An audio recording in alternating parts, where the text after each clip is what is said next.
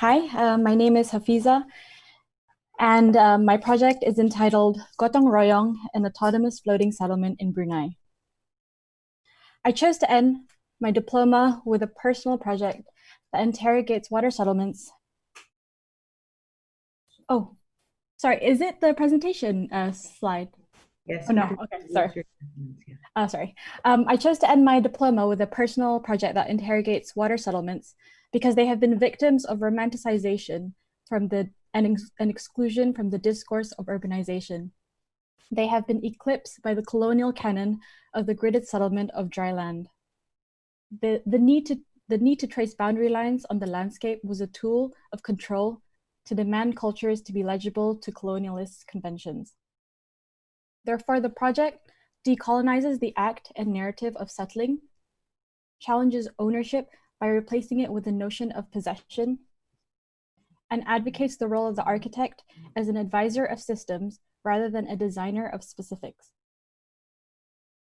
The project is a manual for a floating settlement to undermine property where the architect consults, manages, and cares for the river. The title Gotong-Royong is a Malay word. It is a conception of a social ethos. That means cooperation by members of a community to achieve a common goal. The closest English translation to this is the idea of reciprocity or mutual aid. This questioning of ownership was prevalent when I investigated 3 water settlements. They offered an alternative lens to perceive property against our predetermined conventions of dry land. You will see how these case studies counteract these notions, concluding water as res omnium, the underlying principle to my proposal to strive for a more equitable society.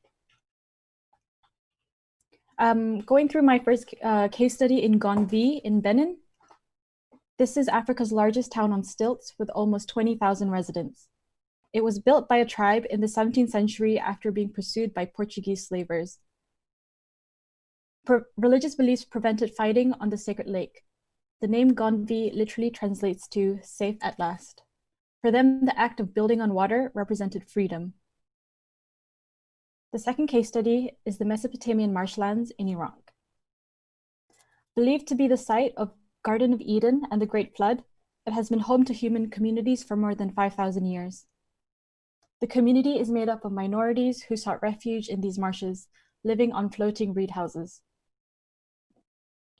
During the 1991 uprising in Iraq and under Saddam Hussein's regime, the inhabitants were persecuted for being opposed to the government.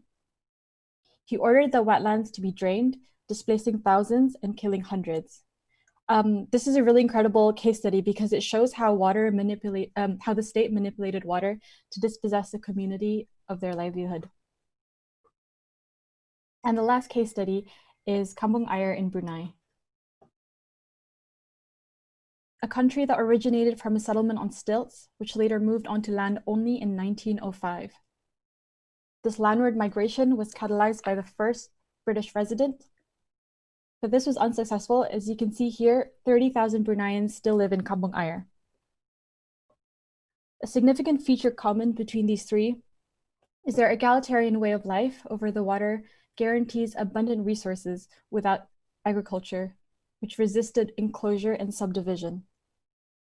Thus, water challenges the foundational legal tenets of territorial sovereignty. Traditional Roman laws debated who water belonged to. I argue water as res omnium. Things belong to everyone, not subject to appropriation. Settling on water has always meant throughout history this search for forms of governmentality based on local autonomies. Gonvi shows how the lake lent itself as a natural barrier against enemies. The Mesopotamian marshlands showed how state engineered the landscape to dispossess a marginalized community. And Kampung Air exemplifies a culture that has rejected Western conformity. Despite their seeming isolation as islands, each has an interesting relationship with the state. Water settlements become these autonomous communities where the ideology of property disintegrates.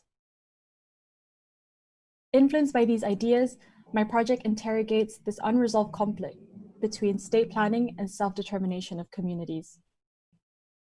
by proposing to maximize residents' autonomy whilst utilizing state resources. The last case study, Kampung Air in Brunei, is the site of the project, where the verandas are the most important spatial feature at the threshold of private and public use as a place of leisure, crafts, and cooking. They produce a kind of veranda urbanism of proximities that does not exist on land. This man built his house himself and has lived here for 26 years. These houses were traditionally built in a Gotong-Royong ethos of communal spirit, an essential custom in Malay culture. In contrast, in 1982, a planning law prohibited self-building to avoid fires, enabling the state to become involved. Their projects follow a regimented grid and houses lack identity. As we can see, Brunei as a welfare state has a strong presence in the population. This tension is where the project lies, where the architect here becomes the mediator. The proposal's infrastructure is provided by the state, including the primary walkways and services. The framework of the civic nodes initially serve as a communal workshop and then temporary space for the inhabitants, to then self-build their houses. The workshop sheds are transferred to the community into a market, a mosque, a community, and a school. Amplifying the veranda urbanism, commoning back verandas are then built and shared between houses according to kinship ties. Analyzing typologies of water structures, the project will employ the technology of flotation for the first time in Kampung Air to minimize disturbance to the soil bed. This completely reorganizes the section and disrupts the deep-rooted notion of property being fixed to the ground. The site of the project is northeast of the vast water complex, which was the site of fire just a few months ago in January. The plan shows the implementation of a framework that can be modified with unprescriptive internal plans. With the most important part of the project are these shared verandas that foster a new form of commoning. Placed on the site, you can see the tensions of the pile elements and the flotation exemplify the reciprocity between state and inhabitants. This means the flexibility of not just verandas, but also houses based on changing kinships, becoming a tool to undermine the rigidity of property. Typologies of civic nodes have multiple functions through collective building. And through phases of construction, we can see that the proposal takes just over a year to complete. A manual explains these principles of building, which merges prefabrication method and carpentry. I really need to emphasize here that the role of the architect is not to design houses, but to advise on loose systems of construction that can be adjusted by inhabitants.